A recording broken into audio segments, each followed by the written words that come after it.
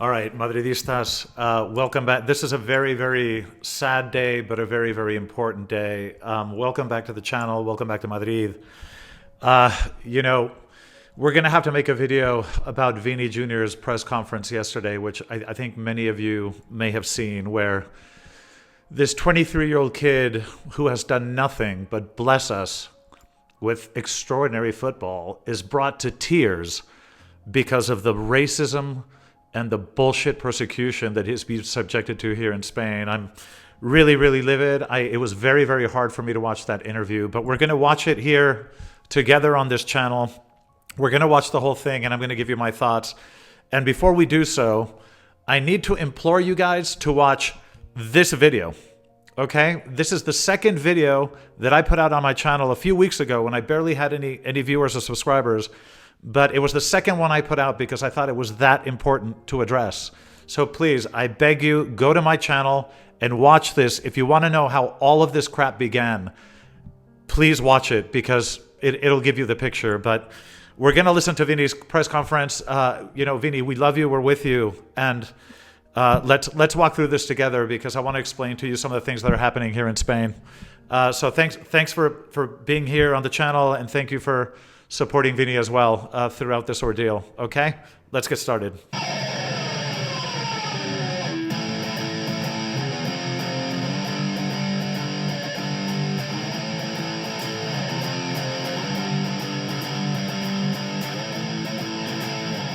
All right, Madridistas, welcome back. All right, we're gonna go through the Vini interview. I want us to all listen to it together and just feel the emotion in this kid. It's really, really hard to watch.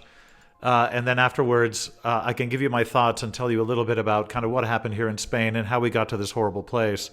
But let's get started. Let's listen to Vini. Luta de racistas na sua vida hoje, até em detrimento do futebol, é maior do que os seus desejos futebolísticos? Ah, com certeza, porque no futebol tem muitas pessoas, tem tantos jogadores melhores do que eu, que já passaram por aqui, e eu quero fazer que as pessoas no mundo possam evoluir, possam melhorar, e que podemos ter igualdade, né, que no futuro bem próximo possam ter menos casos de racismo e que as pessoas negras possam ter uma vida normal como todas as outras. E eu quero seguir lutando só por isso, porque se fosse, como eu falei antes, se fosse por mim eu já teria desistido, porque eu fico dentro de casa, ninguém vai me xingar, ninguém vai fazer nada comigo. Eu vou para os jogos com a cabeça centrada no jogo para que eu possa fazer o melhor para minha equipe, e às vezes nem sempre é possível. Então eu tenho que me concentrar muito, todos os dias.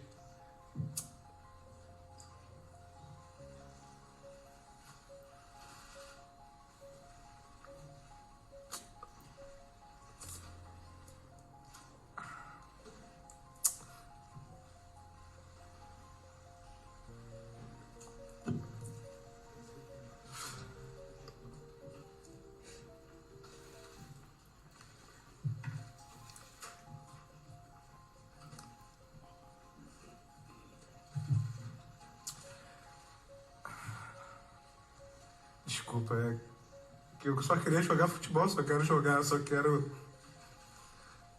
fazer de tudo pelo meu clube e pela minha família.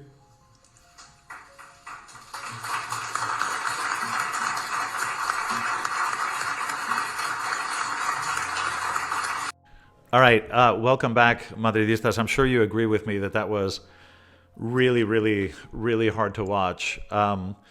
It's just unimaginable to me that, in the year 2024, we have to hear a 23-year-old kid who came from Brazil, who has done absolutely nothing to deserve this, to have to break down in tears in a press conference. It is truly, and the irony of ironies is that it's a press conference ahead of the Spain-Brazil friendly, which is supposed to be a friendly, against racism. It's absolutely extraordinary. But in the video that I keep referring you guys to, I explain exactly where this started.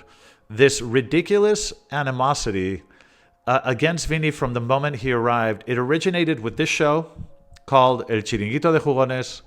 It originated with this asshole whose name is Josep Pedrerol. And they started this narrative. And by the way, this journalist, this guy here, he has a reputation for being the nastiest piece of work in sports journalism in Spain. And this has been corroborated by other young journalists that worked for him briefly, that if you do anything to go against him and you don't do exactly what he says at 3 a.m, he will try to destroy your life, not just while you work for him, but even if you try to get a job afterwards. This guy is a piece of work. But everything started with this show. And again, everything is explained in that second video that I put out on my channel, because I really wanted to address this issue. But the problem is that it began to spread. And so it began to spread throughout Spanish media, and other people started to adopt this narrative that Vini somehow is the one at fault, that Vini somehow is provocative, that Vini is the one. This is a player that receives more fouls than anybody in the league. He gets hit in the face. Some of the fouls are incredibly dangerous. And the defenders that do this never see a yellow card. They never see a red card. It's absolutely disgusting. But, you know, like I say, it started with this program, El Chiringuito de Jugones, and this asshole, Josep Pedrerol, but it began to spread. And then you had other people like Manolo Lama, a very famous guy that does radio broadcasts of Real Madrid matches and other matches. It spread to, you know, people like Mónica Merchante, you know, this unbearable beast, you know, saying things about Vini, even after this interview where the kid cries. How insensitive is she? It's unbelievable. Other guys like Dani Senabre, who are just, these people are absolutely awful. And, you know, I've explained on this channel before that the half of the country that hates Real Madrid is totally in charge of the media. All of the media outlets are controlled by fanatical anti-Madridistas, and it shows. And if Vini weren't as good as he is, they would leave him alone. But because he's a wonderful player and he plays for Real Madrid, they have to go after him. Now, how does that get, what does that turn into? Here's the problem. All of this filtered from the media into the public. And so when Vini goes to stadiums away from Madrid, the level of vitriol and racism that he has to suffer is incredible. But all of that hatred and vitriol began with these journalists. It is incredible that in the year 2024, in a Western democracy in Europe, we have to watch this. A kid crying because of the abuse and racism that he suffers.